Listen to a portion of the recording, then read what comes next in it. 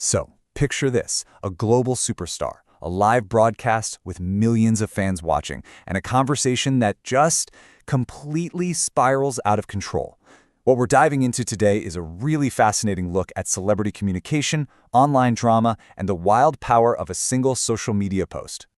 It's a question that feels more relevant than ever, right? In our world, where everything is online, how does a simple chat, a direct conversation with fans, suddenly blow up into a massive firestorm? That's really the heart of what we're going to unpack here. All right, so let's set the stage. We need to go back to the beginning to see exactly how this all went down. Okay, so the scene is a Weverse live stream. And if you're not familiar, Weverse is this platform that's specifically designed for that direct, almost one-on-one interaction between K-pop idols and their fans. It's meant to be a safe, kind of personal space, which honestly makes what happened next even more complicated.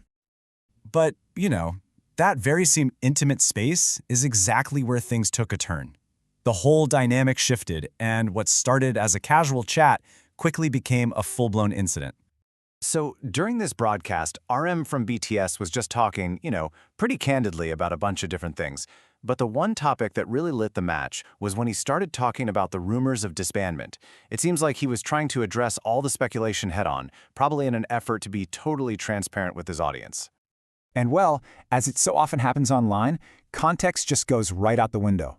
Almost instantly, people started grabbing these short little clips, stripping them of their original meaning, and just launching them into the social media universe. The full, nuanced conversation he was trying to have, totally gone. And the result was pretty intense.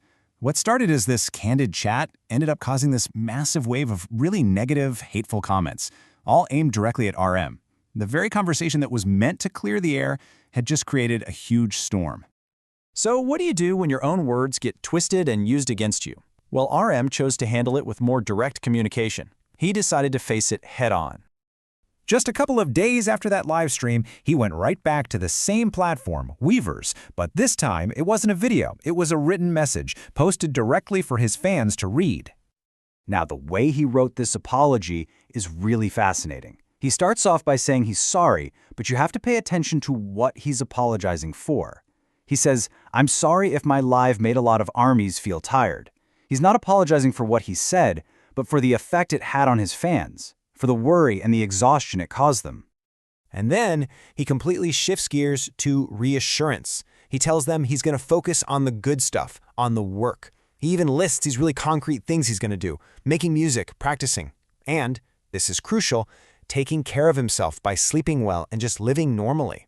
It's basically a promise to get back to a solid, stable routine. And then he does something that is honestly just brilliant. He pivots to these incredibly normal, human, relatable details. He's taken his driving test soon. His home interior is finally finished. He even mentions he tried to make a snow duck with a mold, but it all melted. It's these little things that completely ground the message. It pulls him out of this huge celebrity controversy and reminds everyone that there's a real person behind the public persona.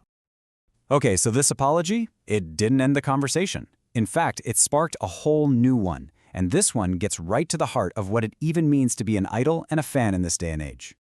What's really key here is that a lot of his fans were actually surprised he apologized at all. The feeling from so many of them was like, wait, you did nothing wrong. They felt he was just being honest, and the real blame was on the people who twisted his words in the first place.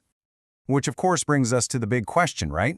If your own supporters are telling you that you have nothing to be sorry for, why even apologize? And this is why the whole thing matters so much. This entire incident becomes this powerful lens we can look through to understand the unique pressures of being a celebrity today. It just highlights that incredibly intense and sometimes fragile relationship between idols and their audience, where literally every single word is put under a microscope. Managing that connection is a constant, high-stakes balancing act. And all of this really leaves us with something to chew on. In this always-on, always-connected world, where public figures are constantly accessible and every little thing can be recorded and replayed forever, what does authenticity even look like anymore? And maybe more importantly, what does a truly genuine apology look like?